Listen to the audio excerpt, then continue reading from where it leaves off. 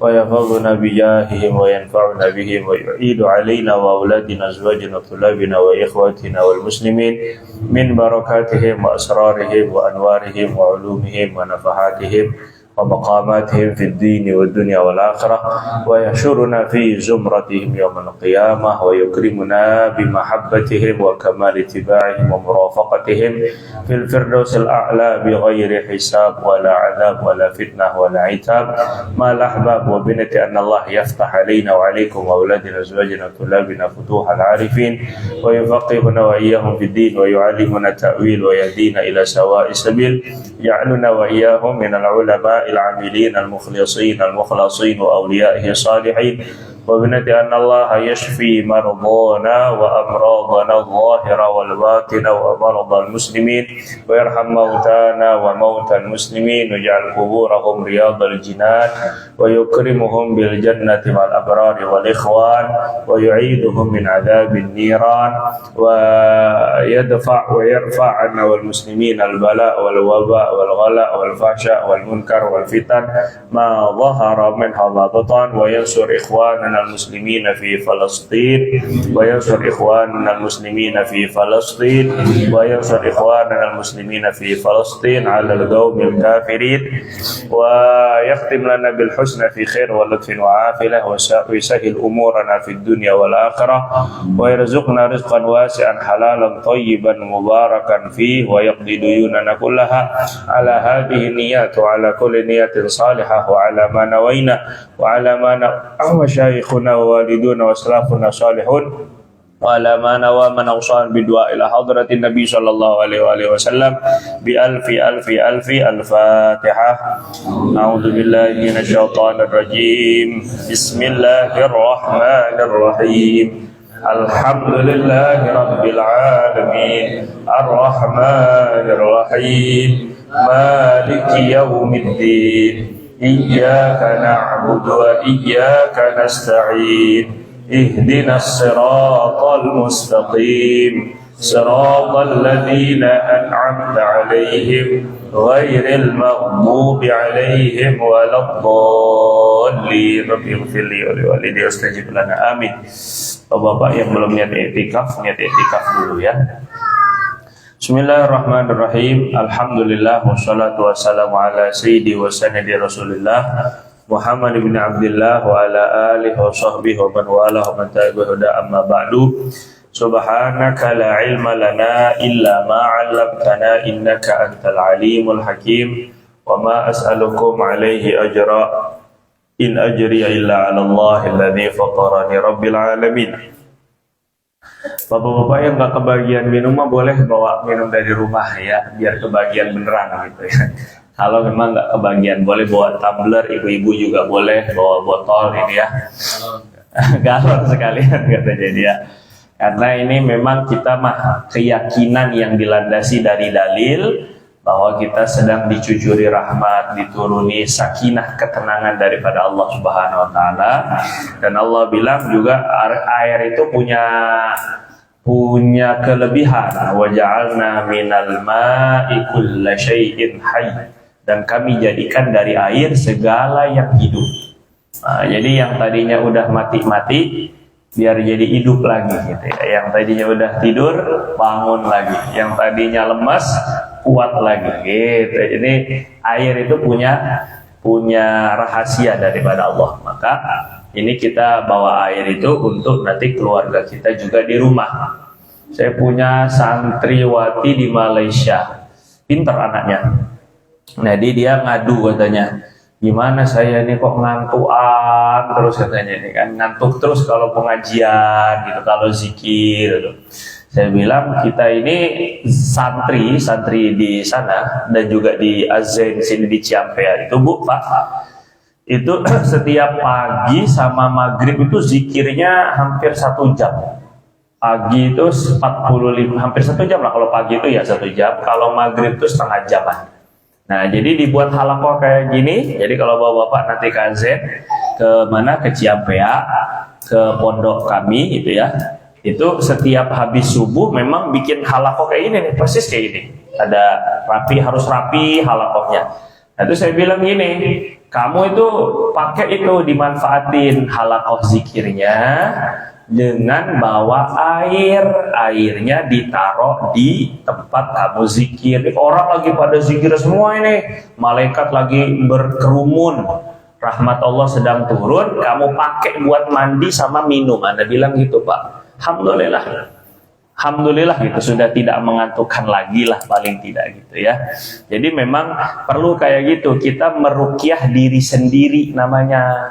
Meruqyah diri sendiri itu ada, dan Nabi itu setiap mau tidur itu ngeruqyah dirinya sendiri. Baca qul a'udzu birabbil falaq, qul a'udzu birabbin nas, tiup. Terus diusap seluruh badan. Riwayat Bukhari, dan ini nggak ngada-ngada, nggak ini, sahih ini. Sampai sebadan yang bisa Nabi usap. Terus Nabi baca itu diulang 3 kali. Itu tujuannya apa coba? Meruqyah, mentamengi diri. Jadi tiupan habis baca Quran, itu ada rahasianya gitu. Kalau enggak, ngapain Nabi ditiupin terus kita disunahkan untuk ngusapin ke badan kalau enggak ada efeknya. Nah, itu maksudnya. Cuman ya nggak percaya, bodoh amat sih sebenarnya gitu ya. Itu bukan urusan saya pokoknya ya. Itu urusan kamu, masalah-masalah kamu. Terus sekarang kita buka halaman 11, bapak-bapak yang ada kitab, ibu-ibu yang ada kitab boleh dibuka. Ini masih mengenai rukun Islam ya. Kita masih sesi yang pertama, yaitu sesi Islam. Masuk ke halaman 11 di paragraf yang pertama. Setelah kemarin berbicara tentang syahadat uluhiyah, syahadat rububiyah, ini syahadat ketuhanan, yaitu asyhadu alla ilaha illallah, itu syahadat ketuhanan. Maknanya sudah kita jelasin panjang kali lebar kali tinggi kemarin itu udah gitu ya, beberapa pertemuan malah. Sekarang kita masuk ke syahadatun nubuwah, syahadat kenabian, persaksian kenabian. Jadi syahadat itu 2, ada syahadat ketuhanan, ada syahadat kenabian. Salah satunya nggak diucap, nggak diikrar, nggak dilisankan, nggak sah keislamannya ya. Maka wa makna syahadati anna Muhammadar Rasulullah, makna kesaksian syahadat bahwasanya Nabi Muhammad sallallahu alaihi wasallam adalah rasul, utusan Allah. Jadi ini rasul itu kalau sekarang Pak, itu postman, tukang pos, itu rasul bahasa sekarang. Nah, yang dibawa atau kurir, nah itu rasul itu. Selamat Bapak sudah jadi rasul. Nah, ini kan enak juga ini kan. Nah, ini rasul itu artinya kurir. Asalnya dia pembawa pesan dan pesanan gitu ya. Makanya kenapa rasul itu diambil dari kata risalah. Risalah itu artinya surat. Rasul itu karena dia pembawa surat gitu. Jadi rasul itu ya postman, pembawa surat. Maka Rasulullah maksudnya pembawa surat-surat dari Allah, pembawa kabar dari Allah. Sedangkan nabi itu diambil dari kata nabaun. Naba itu artinya berita. Jadi nabi itu yang memberitakan. Ini secara bahasa dulu jadinya ya. Jadi nabi itu artinya pemberita, pemberi berita dari Allah. Rasul itu pembawa pesan dari Allah. Jadi secara bahasa Rasul dan Nabi itu mirip-mirip aja. Nanti secara istilah yang akan berbeda gitu ya. Nah, sekarang ini apa makna orang kalau masuk Islam itu harus mengucapkan wa asyhadu anna Muhammadar Rasulullah. Nggak cukup dengan la ilaha illallah doang. Dan Rasulullah nggak boleh diganti, Pak. Misalnya tadi kan Rasul sama Nabi kan sama artinya. Jadi Muhammadun Nabiullah misalnya. Itu belum sah Islamnya. memang harus menggunakan Rasul. Sebab kalau Nabi itu nggak diwajibkan untuk menyampaikan kepada orang banyak, orang umum. Kalau Nabi itu, kalau Rasul diwajibkan untuk menyampaikan wahyunya ke orang umum. Makanya harus pakai Rasul. Lebih tinggi Rasul daripada Nabi gitu ya. Maknanya syahadat ini apa? A'lamu, saya mengetahui, wa a'taqidu, dan meyakini. Ini makna asyhadu anna, saya bersaksi bahwasanya Nabi Muhammad adalah utusan Allah. Itu artinya saya mengetahui dan saya meyakini. Biqalbi, dengan hatiku. Jaziman, secara pasti. Apanya yang pasti? Keyakinannya. Nggak ada kegoyahan, nggak ada keraguan. Itu makna dari jaziman. Wa ubayyinu li ghairi, dan saya menjelaskan kepada orang lain. Wa ubayyinu, dan saya jelaskan, saya ikrarkan, saya proklamasikan li ghairi, kepada orang selain saya, haqqan, dengan sebenar-benarnya.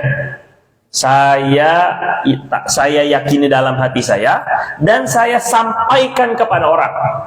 Jadi makna asyhadu itu bukan hanya untuk diri pribadi, tapi ingin orang biar tahu bahwa saya ini bersaksi, gitu maksudnya, bahwa saya ini meyakini. Jadi keyakinannya bukan untuk pribadi doang kalau asyhadu itu bersaksi, itu maknanya ya.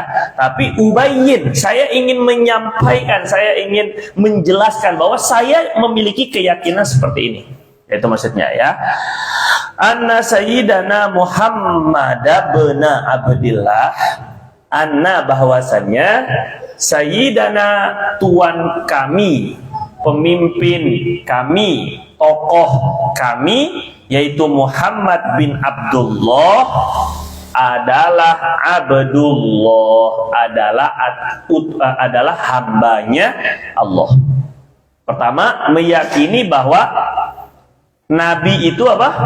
Hambanya Allah, bukan anak, bukan istrinya Allah,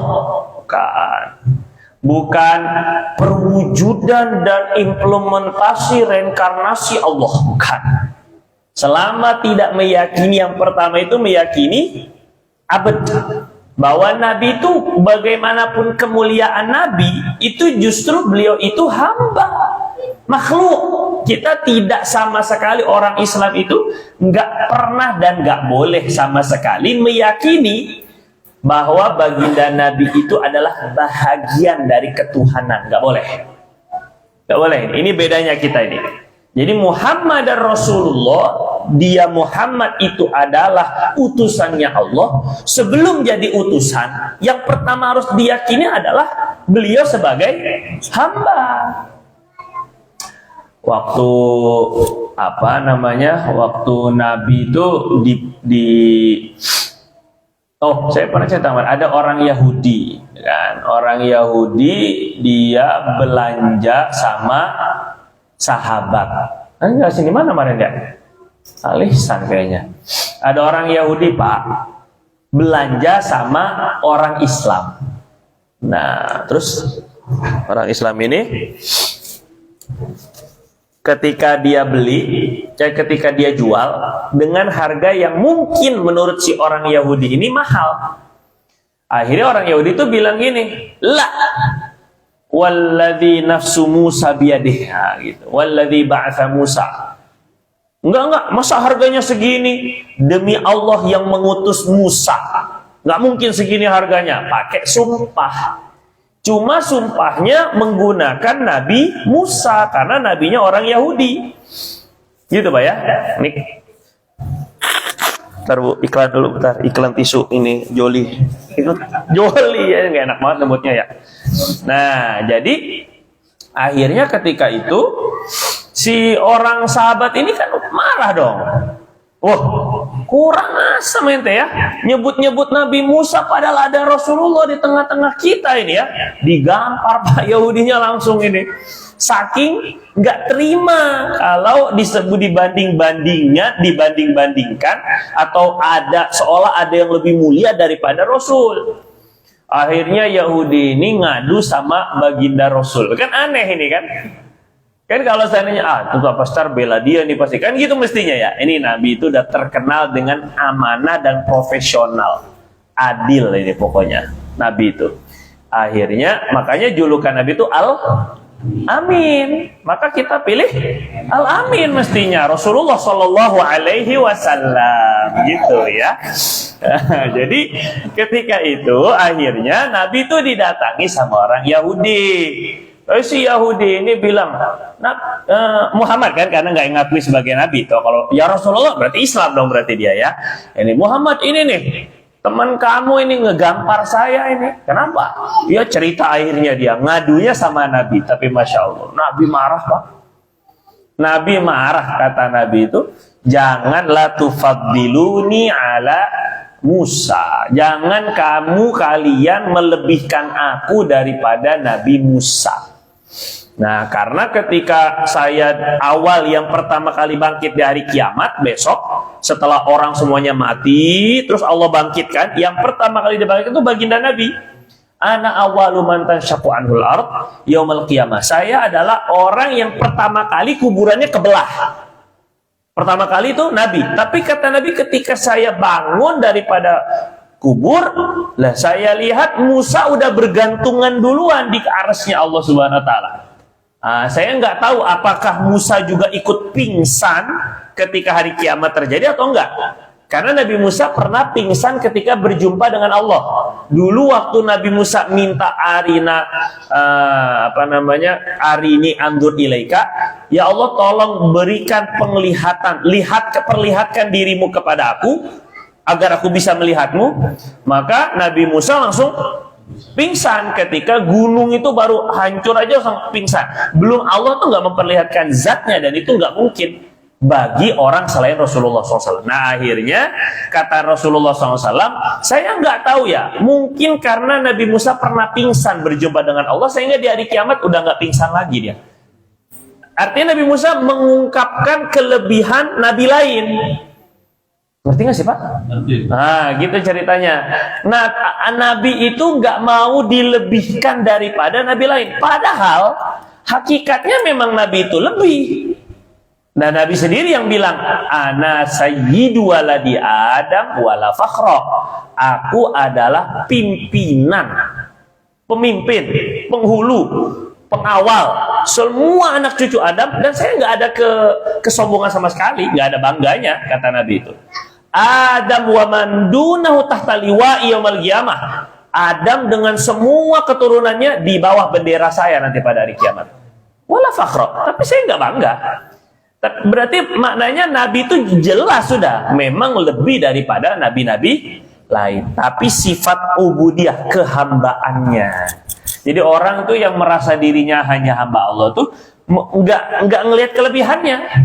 Ya ilmunya ilmu punya Allah, ya kayanya punya Allah, ya tampannya punya Allah, ya nasabnya punya Allah, ya penghormatan punya Allah. Abdullah gitu. Jadi Nabi itu merasa hamba, dan itu kalau di dalam tasawuf itu justru malah peringkat tertinggi seorang hamba itu ya ketika sempurna kehambaannya. Ngerti nggak Pak? Belum ya? Saya gini misalnya.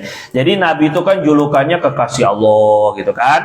Kemudian beliau itu ya juga berbicara dengan Allah, Khalilullah ya Habibullah. Tapi yang paling Allah Subhanahu wa taala banggakan ketika berjumpa dengan Allah dalam Isra wal Mi'raj, itu justru adalah sifat hambanya, bukan sifat kekasihnya. Subhanalladzi asra bi 'abdihi. Maha suci Allah yang menjalankan hambanya. Allah nggak bilang bi rasulihi. Maha suci Allah yang menjalankan rasulnya. Enggak. Yang Allah sebut itu sifat kehambaan Nabi. Kenapa? Karena ini mau ditinggikan derajatnya. Semakin kita ini merasa diri kita ini hamba, maka semakin baru Allah tingkatkan derajat. Tapi selama makin lupa bahwa diri kita ini hamba, makinlah kita ini terpuruk kedudukan kita di hadapan Allah. Jadi Nabi itu mau naik ke langit, mau berjumpa Allah itu, justru sifat kehambaannya yang dibangga-banggakan itu, yang menonjol itu, Pak. Untuk bisa dekat dengan Allah. Makanya kita ini harus yakin, seyakin-yakinnya Nabi itu Abdullah. Itu dulu yang pertama. Nabi itu hamba Allah, Nabi itu. Nggak ada titisan. Kan itu mah keyakinan siapa itu? Yang sono gitu maksudnya. Keyakinan di luar Islam. Oh ini titisan dewa hujan, titisan dewa matahari, titisan pokoknya. Cuma setitis doang maksudnya dia, nggak banyak-banyak. Nah, jadi itu nggak ada, kita nggak meyakini semacam itu ya. Apalagi kalau dianggap Allah punya anak, itu Rasul itu anaknya Allah. Nah makanya kata Nabi itu, la tutruni kama atratin nasara Isa bin Maryam. Jangan kalian puji aku berlebihan. Sebagaimana orang Nasrani memuji berlebihan Isa bin Maryam. Ini bukan berarti nggak boleh sholawatan. Ini bukan berarti nggak boleh muji Nabi. Bukan. Satu, itu sifat tawadhu'nya Nabi. Rendah hatinya Nabi, Pak. Tapi kita umatnya ya wajib mengagungkan. Orang Allah aja mengagungkan. Nggak pernah Allah nyebut nama Muhammad. Kecuali memang sangat diperlukan. Pernah nggak? Nabi itu dipanggil ya ayyuhal muzammil, wahai orang yang berselimut, ya ayyuhal muddathir, ya ayyuhan nabi, ya ayyuhar rasul. Dipanggilnya itu karena ketika dipanggil itu di dalam Quran nggak pernah pakai nama Allah itu. Lah ente baru nulis, kita ini ada yang baru nulis buku dong manggilnya Muhammad aja. Banyak tuh Pak, buku-buku sejarah Muhammad lahir, palakmu itu Muhammad yang mana ini satu? Nabi Allah aja nggak sebut Muhammad aja, Allah aja sebutnya itu pakai sebutan penghormatan. Loh kok ini baru nulis buku satu aja udah sok-sokan. Ini hati-hati ini Pak ya, adab. Nah itu saking tingginya. Nah maka apa tadi saya mau apa? Yang nggak boleh itu adalah memuji Rasul seperti orang Nasrani memuji. Gimana mujinya? Qalatin Nasara Isa binullah. Bilang Isa itu anak bapak. Bapaknya siapa? Bapaknya. Bapaknya nggak punya bapak Nabi Isa kan? Jadi bapaknya itu katanya Tuhan Bapa gitu atau Roh Kudus. Jadi itu yang nggak boleh. Tapi kalau muji-mujinya pakai qasidah, pakai burdah, macam-macam pujian, selama tidak pujian yang menuhankan, maksudnya menuhankan Nabi itu sangat boleh gitu maksudnya ya. Jangan salah pakai dalil itu ya. Yang pertama keyakinan kita itu Nabi itu Abdullah. La yastankifal Masih ibnu Maryam ayyakuna abdan lillah. Isa bin Maryam itu nggak pernah merasa sombong untuk menjadi hamba. Gini maksudnya, Allah itu ingin membantah orang-orang Kristen tuh gini. Kok kamu kok ngotot banget Isa tuh pengen jadi anak Tuhan. Isanya aja nggak pernah keberatan kalau jadi hamba gitu maksudnya Allah itu. Ngerti nggak tuh ini ngertinya? Allah itu gitu maksudnya. Nabi Isanya aja nggak pernah keberatan, kok ente malah maksa-maksa orang jadi anak Tuhan. Dia aja nggak pernah ngaku anak Tuhan gitu maksudnya. Nah itu kata Allah. Ini Abdullah yang pertama, Nabi itu Abdullah. Yang kedua wa rasuluhu. Baru keyakinan meyakini bahwa baginda Nabi adalah Rasulnya Allah, utusannya Allah ila kafatil khalqi, kepada semua makhluk. Jadi keyakinannya dua nih. Pertama meyakini dulu ini. Pertama meyakini bahwa Nabi itu apa? Abdullah. Keyakinan kedua, Abdullah maksudnya hamba Allah ya. Hamba, bagaimanapun hebatnya, pokoknya Nabi itu hamba Allah. Makhluk tetap, nggak ada kholik-kholiknya, bukan pencipta pokoknya. Yang kedua, keyakinan ini selain Nabi itu hamba Allah, ya kita juga hamba Allah.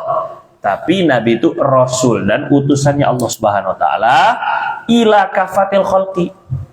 Muhammadur Rasulullah. Allah sendiri yang bilang bahwa Nabi Muhammad SAW adalah Rasul. Nah, terus mukjizat, kan setiap Rasul itu wajib ada mukjizat. Mukjizat itu apa sih? Mukjizat itu ada. Kalau kelebihan berarti Anda punya mukjizat dong. Anda punya kelebihan duit misalnya, mukjizat dong berarti kan. Kelebihan perutnya. Ya, ini mukjizat itu Pak, hal aneh. Hal yang aneh yang dulu jangan berhenti ya. Kalau hal aneh Bapak juga punya banyak yang aneh ya gitu ya.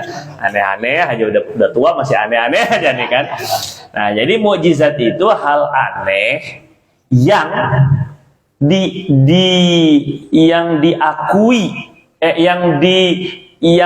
yang berlaku kepada orang yang mengaku nabi dan melemahkan orang-orang yang melawannya. Itu namanya mukjizat. Saya ulang ya. Hal aneh yang terjadi pada orang yang mengaku nabi, dua, dan melemahkan orang yang melawannya. Mukjizat itu artinya melemahkan. Kalau dia nggak punya sifat melemahkan, cuman aneh doang, bikin orang wow doang. Wow, gitu doang gitu. Itu bukan mukjizat itu. Sulap juga begitu. Magic juga begitu. Ya. Dia hal aneh. Terus terjadi pada orang yang mengakui nabi, mengakui diri sebagai nabi misalnya. Tapi nggak melemahkan, itu bukan mukjizat. Apalagi nabi-nabi yang sekarang. Nabi-nabi yang sekarang kan. Nabi palsu maksudnya. Nabi-nabi palsu dia kadang-kadang punya dibantu setan, Pak. Hal-hal yang aneh, tapi tidak melemahkan orang yang melawannya. Misalnya kita nggak percaya, terus kemudian, nah itu sini, apa kita jadi tenggelam kayak gitu maksudnya? Itu namanya melemahkan. Harus ada sifat ijaz, melemahkan, bikin orang nggak bisa ngelawan lagi. Nah itu namanya mukjizat. Jadi kalau sekedar hanya yang aneh tapi nyata, itu banyak yang bisa, gitu ya. Apalagi ngaku-ngaku nabi. Tapi harus melemahkan, harus itu mukjizat itu begitu. Nah sekarang baginda Nabi itu yang mukjizatnya banyak, cuma kan yang sekarang ini nggak tahu kita. Maka alhamdulillah karena Allah Subhanahu Wa Taala mengutus Nabi itu, wa ma arsalnaka illa kafatan linnas, gitu ya. Dan kami tidaklah mengutus engkau melainkan untuk semua manusia. Kata Allah ini ya, karena ada illa rahmatan lil alamin, ada ayat lain itu illa kafatan linnas, untuk semua manusia. Jadi karena semua manusia ini maka harus mukjizatnya hal aneh yang melemahkan. Nah tadi itu berlakunya harus selama-lamanya, yaitu Quran. Nah Quran itu aneh sekali. Banyak orang yang hafal Quran. Qurannya enggak keganti-ganti. Sudah ratusan tahun enggak ada yang bocor. Kitab itu Pak, buku. Coba ya, kira-kira buku yang mana 1400 tahun tapi bunyinya, lafaznya itu masih sama 1400 tahun. Coba ini cari buku yang mana satu yang isi bukunya itu masih sama dan seluruh dunia kayak gitu. Kayak apa itu coba? Belum lagi dengan pembuktian sains, ilmu embriologi, ilmu geografi, macam-macam ilmu astronomi yang ada dalam Quran itu udah jelas itu. Itu melemahkan. Maksudnya melemahkan orang yang mau cari kesalahannya. Nah itulah intinya ya. Nah maka Rasuluhu ila kafatil khalqi, kita ketika mengucap wa asyhadu anna Muhammadar Rasulullah, maka harus yakin bahwa Nabi itu bukan nabinya orang Arab. Coba ini perhatikan baik-baik, benar-benar ini, hati-hati ini Bu ya Pak ya. Kalau masih meyakini bahwa Nabi itu nabinya orang Arab, gugur itu asyhadu anna Muhammad Rasulullah-nya. Itu nabinya orang Arab aja itu adatnya Arab, macam-macam lah ya. Ini hati-hati ini. Nabi itu ila kafatil khalqi, wajib diyakini. Yang di ujung kutub utara sampai kutub selatan, yang di garis khatulistiwa ujung ke ujung, itu semuanya itu umatnya Nabi. Sekali lagi, semuanya apa? Nah, cuma nanti umat itu ada dua. Ada ummatud dakwah, umat yang menjadi sasaran dakwah. Ada ummatul ijabah, umat yang memenuhi seruan Nabi. Ya, kita ini umat ijabah namanya, umat yang menjawab dakwahnya Nabi, risalah Nabi. Tapi secara umum semua manusia, yang kecil, yang besar, yang tua, yang muda, yang hitam, yang putih, yang merah, yang hijau, itu semuanya umatnya Nabi. Artinya sasaran dakwah Nabi, Pak. Semuanya ini. Ini harus yakin seyakin-yakinnya gitu. Maka nanti ajarannya harus kepada semuanya, harus cocok. Nggak bisa begini, oh ini Islam Nusantara, ini Islam Yaman, ini Islam Australia.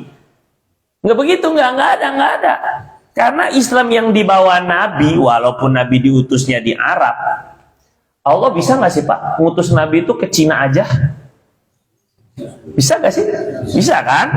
Bisa nggak kalau dulu Cina itu terkenal dengan perdagangannya, jalur sutra. Cina itu terkenal dengan pengobatannya.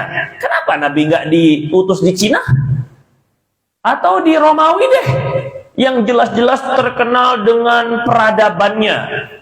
Walaupun jelek juga peradabannya, ya setiap dengan bangunan, arsitekturnya, kecerdasan. Atau Yunani deh, yang terkenal dengan para filsafat, filsufnya, itulah pokoknya. Apa nggak bisa Allah Subhanahu Wa Taala itu mengutus Nabi itu langsung dari sana aja gitu misalnya? Kan bisa kan? Terus kenapa harus di Arab? Satu, karena Allah tahu ada kelebihan orang Arab yang nggak ada pada bangsa lain. Nah, ini saya ingat ada guru saya itu namanya Syekh Sufyan Nur. Beliau sangat konsentrasi pada kuda, Pak. Sangat senang sekali dengan kuda. Bikin daurah kuda. Wah, kelebihan kuda. Makanya pokoknya orang tuh dimotivasi untuk melihara kuda. Nah, itulah lebih kurang. Ternyata kuda yang terbaik itu kuda Arab. Kuda Arab. Yang paling mahal itu kuda Arab. Bahkan kalau turunannya dia ada nasabnya, coba. Benar Pak, benar. Selama ada turunannya gen Arab, mahal dia Bang, Arab ini. Makanya kayaknya ada Arab-Arabnya nih kan. Arab maklum lah ya kan. Itu kan Arab gitu. Walaupun ada gen-gen Arabnya itu jadi mahal itu kuda itu. Dan memang ada kayak gitu. Dan di apa namanya? Di dunia itu genetik yang paling kuat Arab. Gen yang paling kuat itu membawa gennya Arab. Itu baru dari sudut genetik. Belum bicara dari akhlak ketika itu ya dan sebagainya. Sehingga Allah milihnya itu Arab. Di lain sisi begini, Allah itu memang ingin bahwa kemuliaan Nabi dan Islam ini tidak menumpang kepada kemuliaan duniawi. Kalau Allah Subhanahu Wa Taala turunkan Nabi itu utus Nabi itu di Romawi, oh wajarlah nabinya bisa sukses lah, wong orang Romawi gitu. Yang ketika itu sudah punya imperium kerajaannya itu. Kalau di Persia juga gitu, atau di Cina juga gitu, atau Yunani, wajar lah itu. Tapi Allah turunkan atau utus itu di Arab. Bahkan bukan keturunan Israel. Makanya orang Yahudi ogah gua, kata dia. Ogah gua ngakuin Muhammad itu sebagai nabi. Sebab bukan keturunan kita. Dia keturunan Ismail, bukan keturunan Nabi Ishak, Yakub. Yakub kan Israel, maksudnya Israel itu kan Yakub, Nabi Yakub itu Israel itu maksudnya hamba Allah. Nah, ini sehingga Untuk biar apa? Biar Nabi Rasulullah SAW ini itu memang mulia dengan zat beliau. Tidak menumpang gitu maksudnya. Tidak menumpang kepada keluarga besar keturunan para nabi-nabi gitu kan. Dari Nabi Ismail sampai baginda Nabi yang diketahui jadi nabi cuma Nabi doang. Beda sama Bani Israel. 12 anaknya Nabi Yakub jadi nabi semuanya. Semuanya itu. Walaupun yang tadinya bengal apa segala macam tuh yang ngomong ngebunuh, jadi nabi semua itu, Pak. Yang 12 orang itu. Makanya jadi 12 mata air ketika Nabi Musa getok batunya itu keluarnya 12 mata air karena 12 keturunan Nabi Yakub. Waktu Nabi Musa ngegetok lautnya itu jadi 12. Bukan kayak di film-film, Pak. Film kan cuma satu, kan, gitu kan. Jadi satu doang kan? Padahal enggak, 12 karena yang di bawah 12 suku. Ini tuh 12 gitu maksudnya. Nah, jadi baginda Nabi itu diutus oleh Allah SWT dengan membawa kemuliaannya sendiri. Nah, tapi ini penting, jadinya maknanya syariatnya, ajarannya, sunnah-sunnahnya sesuai pada setiap waktu dan tempat. Bapak harus yakin itu dulu. Kalau benar Muhammad Rasulullah, harus yakin itu. Pokoknya syariat yang dibawa Nabi ini juga bisa dipraktekin di kutub utara sana. Kalau seandainya ada umatnya Nabi di bulan, maka syariatnya Nabi pasti bisa diamalkan di bulan. Ngerti gak Pak kira-kira ini? Nah ini harus begitu. Jadi nggak bisa, nah ini cocoknya hanya di Arab, cocoknya hanya di Nusantara gitu. Di sini nggak cocok. Enggak. Nggak bisa wudhu ada tayamum, tetap aja cocok. Sholatnya tetap sholat kayak gitu. Orang tetapnya senam di mana-mana senam bisa. Kenapa sholat nggak bisa? Nah itu maksudnya contohnya ya.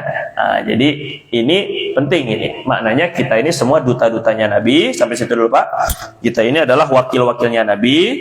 Maka kita mendakwahi ajaran Nabi itu kepada siapa saja. Ini seluruh makhluk. Maksudnya manusia dan jin. Kalau bapak-bapak ada yang punya kemampuan berdialog dengan jin, itu memang didakwahi dulu mestinya. Bapak ngerukyah, bukan sekedar jinnya biar keluar, bukan. Sebelum keluar, bapak dakwahi dulu, gitu ya. Mau masuk Islam, alhamdulillah. Nggak masuk Islam, ya udah yang penting udah didakwahi dan keluar itu intinya. Ya ujungnya keluar memang. Cuman kita ada andil karena jin itu juga dihisab pada hari kiamat.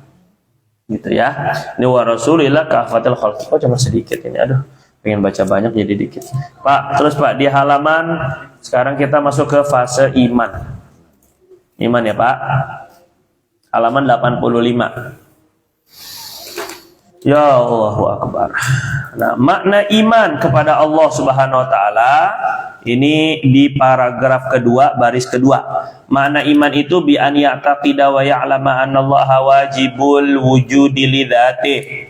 Bahwa Allah yakin dan tahu, makna iman ini kepada Allah bahwa Allah itu wajib wujudnya, wajib ada dengan zatnya. Bapak jangan ngirain zat Allah itu zat seperti bahasa fisika dan kimia ya. Zat itu kan cuma 3. Kalau nggak padat, cair, gas. Nah, jangan begitu. Ini zat bahasa Arab, bukan zat bahasa fisika. Gitu ya, hati-hati ini. Jadi Allah itu cair apa gas apa? Innalillahi wa inna ilaihi raji'un. Hati-hati Pak, murtad. Zat itu maksudnya, ya zat gitu maksudnya. Pokoknya dirinya Allah. Gitu. Nah, kemudian fardun wahid, Allah itu esa dan tunggal, satu dan tunggal. Malikun, Allah itu maha merajai, memiliki. Nah, berikutnya ini. Qadirun. Qadirun, ada kan? Nah, itu. Wajib meyakini, satu, kasih nomor aja deh Pak, biar enak. Satu, wajibul wujud. Allah itu wajib ada. Yang kedua, fardun wahidun. Allah itu wajib satu tunggal. Pokoknya namanya Tuhan itu harus satu dan tunggal, nggak bisa dibagi-bagi. Yang ketiga, ini makna iman yang benar kepada Allah. Yang ketiga, Malik. Allah itu penguasa, pemilik. Yang keempat, qadirun. Allah itu maha kuasa, maha mampu. Qadir, qadir, kudrat. Nah, kudrat itu artinya kuasa. Takdir, maha menentukan. Karena dia berkuasa, maka terserah dia. Dia mau bikin peraturan kayak apa, ya suka-suka dia. Allah Subhanahu wa ta'ala maksudnya ini qadirun. Allah itu kuasa. Yang kuasanya enggak terbatas. Ala kulli syai'in qadir. Wa huwa ala kulli syai'in qadir. Dia Allah atas segala sesuatu enggak terbatas. Qadir, maha kuasa. Kuasa atas segala sesuatu. Enggak ada yang enggak dikuasai Allah atau terlepas dari kekuasaan Allah. Enggak ada. Zahir, batin, kelihatan, enggak kelihatan.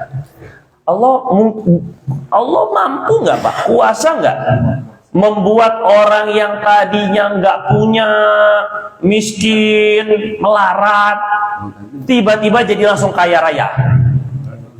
Kuasa apa enggak? Mampu apa enggak? Caranya gimana? Dapat warisan.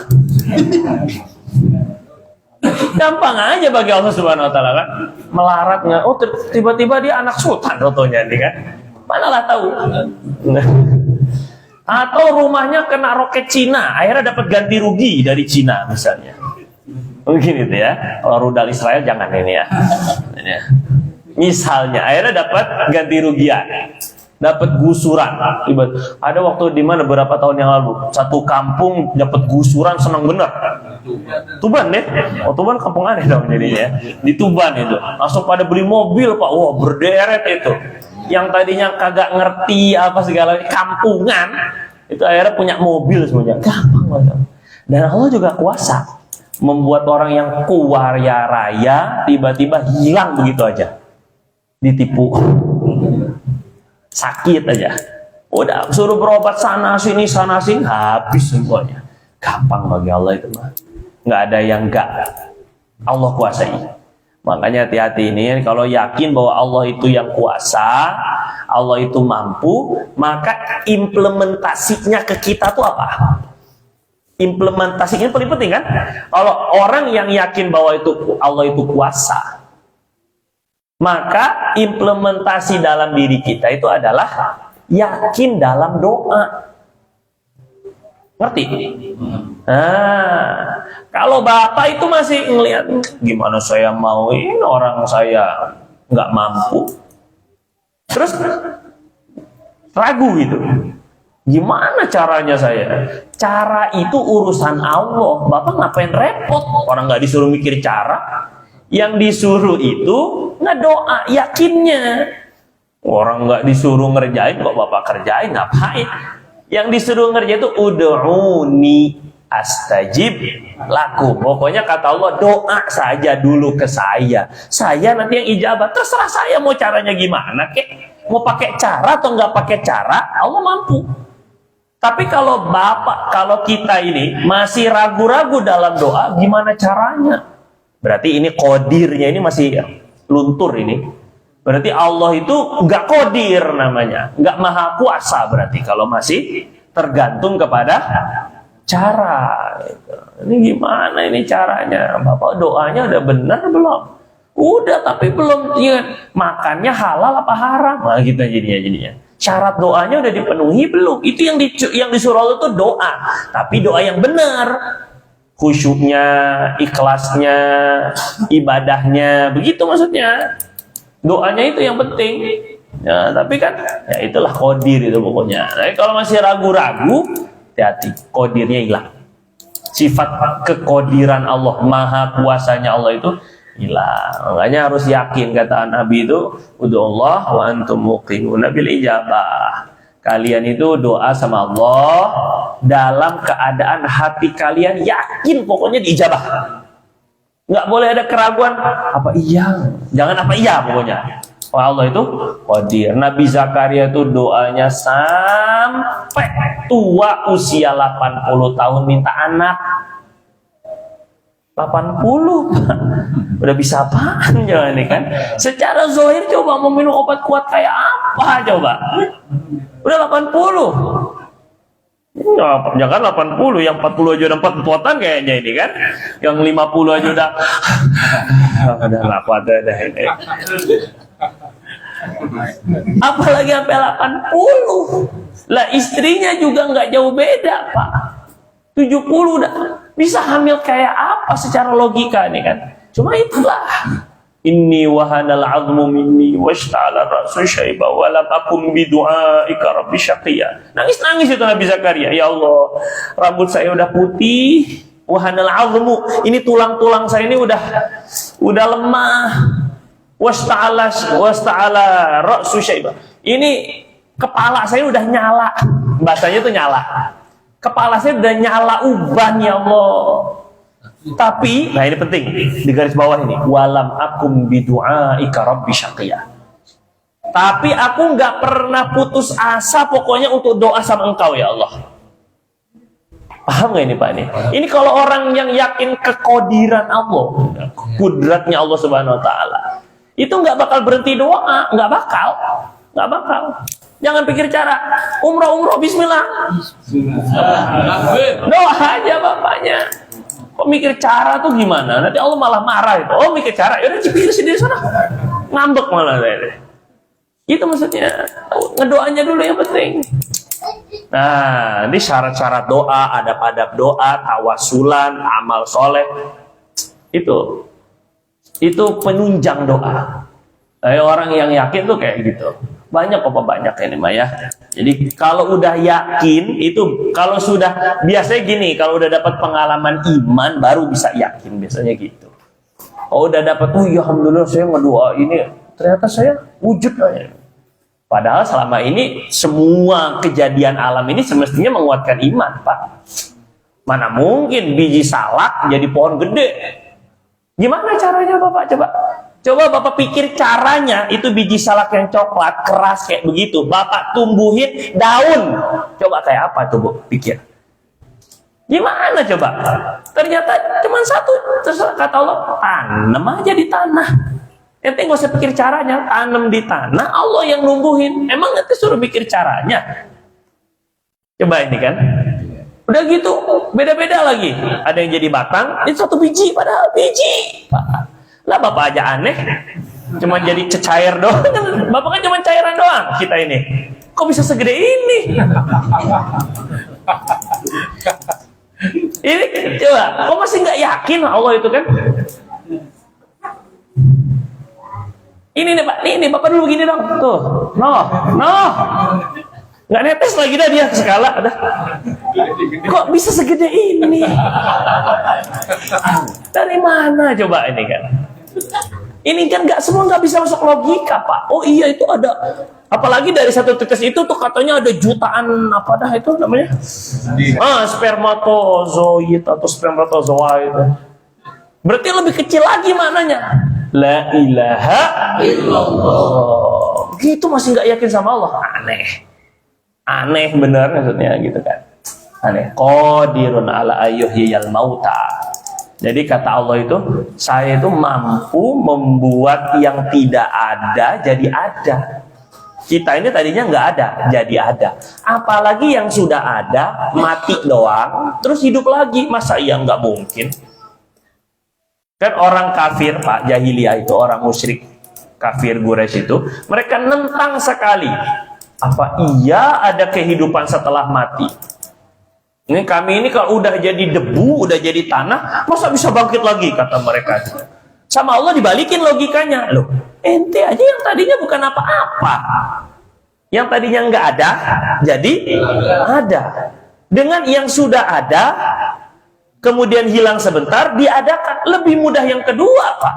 Lebih mudah membangkitkan yang sudah ada, dibandingkan lebih aneh justru malah dari tidak ada jadi ada. Allah itu logik sekali Quran itu. Coba ini kan, qadirun ala ayyuhiyal mauta. Kayak gitu, itu qadirun. Makanya udah Bapak, Ibu nggak usah tanya cara deh ke Allah. Qadir. Pokoknya Allah tuh kuasa, terserah Allah.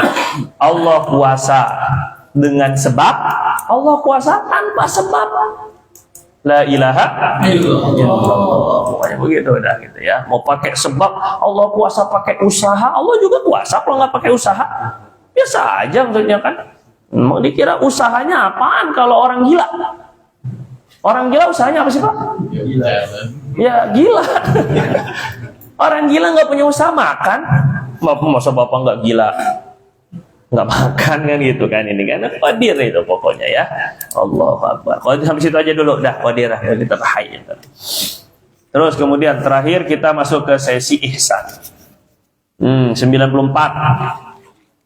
Halaman 94. Allahu Akbar. Qala Allah Ta'ala 1 2 3 4 5 6. Baris ke-6 dari atas setelah al-ihsan itu.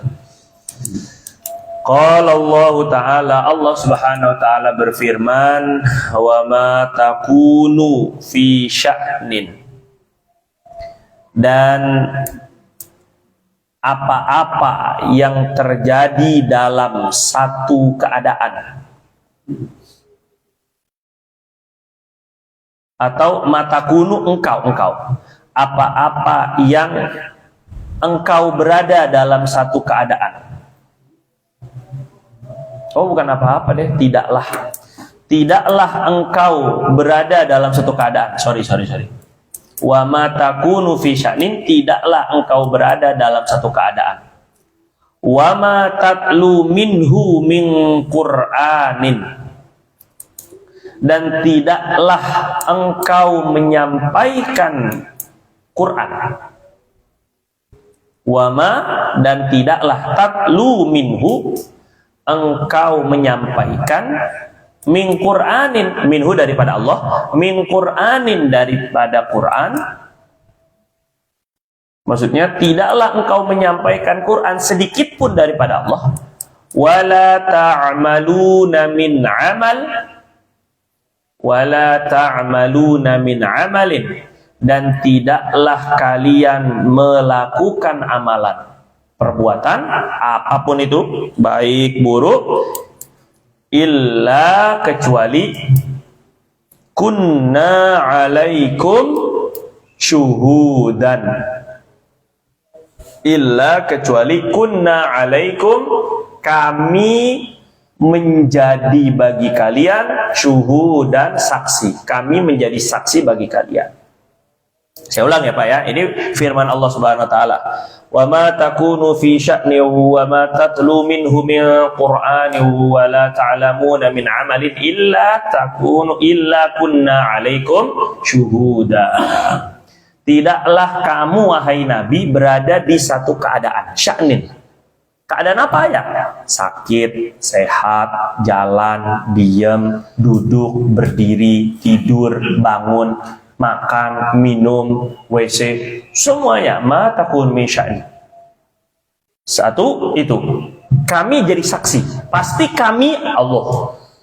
Kami akan jadi saksi. Yang kedua, wa ma tatlu minhu min Qur'an, dan tidaklah kamu membacakan, menyampaikan Al-Quran, melainkan kami juga jadi saksi bahwa engkau wahai Nabi sudah menyampaikan Quran kepada mereka daripada Allah. Kami juga jadi saksi. Kami sudah jadi saksi, Allah maksudnya ya. Yang ketiga, wala ta'malun, tadinya kamu Nabi itu, Allah hanya berdialog dengan Nabi. Setelahnya Allah berdialog dengan kita semuanya. Wala ta'maluna min amal, dan tidaklah kalian melakukan satu perbuatan illa kunna alaikum syuhuda, melainkan kami menjadi saksi bagi kalian. Jadi ini ada 3 perkara yang Allah Subhanahu wa Ta'ala tekankan bahwa Allah itu menyaksikan. Karena al-ihsan, sifat ihsan itu, hakikat itu adalah merasa seolah melihat Allah atau dilihat Allah. Ini ihsan namanya. Nah, ini ayat Qur'annya. Ketika Nabi ada di satu keadaan, ketika Nabi menyampaikan Quran, ketika kalian melakukan amalan, Allah senantiasa menyaksikannya. Ini wa matakunu fi sya'nin, ini untuk membuat orang itu, Nabi itu lebih sabar, lebih tabah. kalau kita ini lagi diuji dengan hal yang tidak enak, maka yakini bahwa Allah sedang melihat. Bukan Allah nggak tahu kalau kamu tuh lagi susah. Tenang. Fasbir fa innaka bi'ayunina. Kata Allah, sabarlah kamu wahai Nabi, karena engkau dalam pengamatan kami. Kami lihat kok bagaimana mereka jahatnya kepada kamu. Kami lihat kok bagaimana mereka kurang ajarnya kepada kamu. Kami lihat, sabar dulu. Kami lihat, tenang saja. Wah mata, ini untuk membuat diri kita itu sabar. Allah tuh ngeliat apa nggak sih? Ngeliat gitu. Kita ini lagi susah apa Allah nggak tahu? Ya tahu. Maka ini untuk menyabarkan dan menambahkan hati Nabi. Terus wa ma tatlu minhu min Quran. Dan ketika Nabi menyampaikan Quran, Allah itu juga melihat. Maksudnya gini, nanti di hari kiamat Nabi nggak salah, nggak bakal dituntut apa-apa kalau umatnya, mobil khusus ketika Nabi masih hidup, ada yang nggak beriman. Kan gini Pak, kenapa sih di antara motivasi dakwah itu apa sih? Kenapa kita ini perlu dakwah? Motivasi kita itu diantaranya adalah takut kita ini dipertanyakan oleh Allah di hari kiamat. Kamu kok tahu tetangga kamu buat maksiat, kamu diem aja? Kan kita jadi takut kan? Tadinya kita mau cuek, cuma gara-gara khawatir Allah Subhanahu Wa Taala tanya, kita ini udah dakwah belum? Udah usaha belum? Itu maksudnya. Sehingga kita pun terpaksa dakwah. Ngerti nggak sih Pak? Nah gitu maksudnya. Sebenarnya kalau mau ambil enak mah, udahlah lulu gua gitu, lulu gua gitu, udah selesai. Lakum dinukum waliyadin itu kepada orang kafir Pak, bukan kepada orang Islam kan? Nah tapi tidak begitu. Nabi salah satu motivasinya adalah khawatir nanti Allah tanya di hari kiamat gimana. Kamu sudah menyampaikan risalah belum? Tapi sebelum Nabi khawatir, sebelum Nabi takut, Allah bilang, kamu sudah menyampaikan Quran, kami lihat. Itu maksudnya. Jadi nggak usah khawatir kamu wahai Muhammad. Kamu udah berusaha. Kalau mereka belum beriman pun bukan salah kamu. Allah. In alaika illal balal. Kamu nggak ada kewajiban kecuali menyampaikan aja. Kalau mereka masih nggak juga nurut, bukan salah kamu. Jadi Allah melihat. Nah, terakhir, terus kemudian yang terakhir adalah tidaklah kalian, nggak ngomongin Nabi lagi. Kalau Nabi dalam keadaan Allah lihat, dalam keadaan apapun Allah, bahasanya Allah ini luar biasa ya. Coba Bapak perhatikan ini.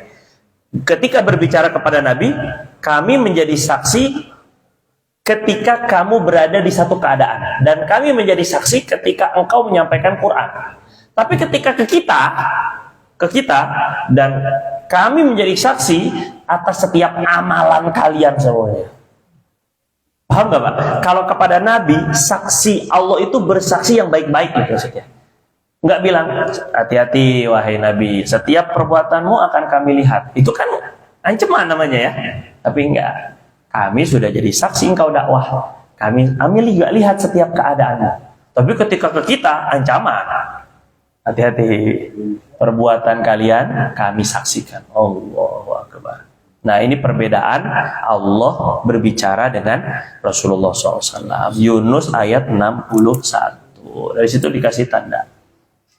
Ada pertanyaan nggak Pak sampai sini? Ya. Assalamualaikum.